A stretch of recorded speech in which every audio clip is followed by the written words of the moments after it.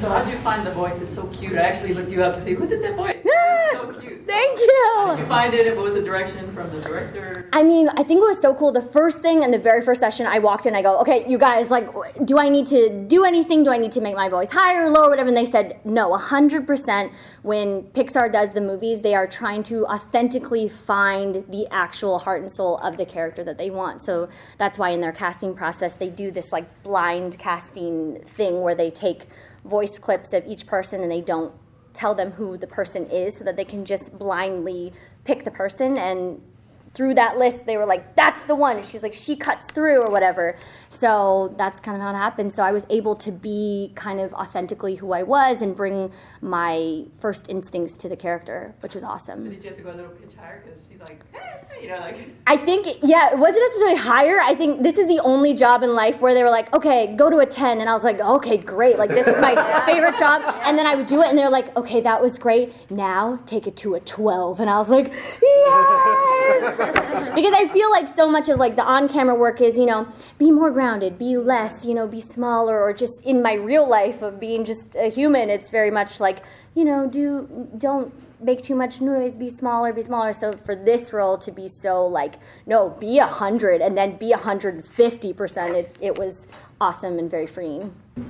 You mentioned the blind casting. It's nice to see that they're not pigeonholing people. I mean, when you heard what character you were playing and it wasn't tied to your ethnicity, yeah, just be freeing. It was, and even beyond that, it was like they had found this random YouTube video that I had made with my friends and my dog, like just one day. It was like this specific thing that I wanted to share with the world, and it got like literally no views, but that was the thing that basically put me first on the Pixar casting radar, because they had seen this video and they said, whoa, this is so much the character, we've got to put her on that blind casting. And then from there, I ended up getting blindly picked by Cooley and the gang. So the Pixar casting department, they are the ones who are going out. And I asked her, because I thanked her, I was like, if you hadn't found this video, I would never be here. And she said that they use YouTube as such a resource for casting, because they're trying to find, you know, the new, fresh talent out there. And they said YouTube is the best place. And so I try to tell everyone, like, make your own content and keep making it, because they said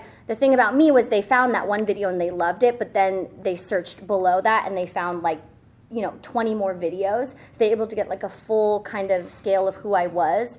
So they said the most important thing is to create like a big body of work around who you are and what your specific voice is.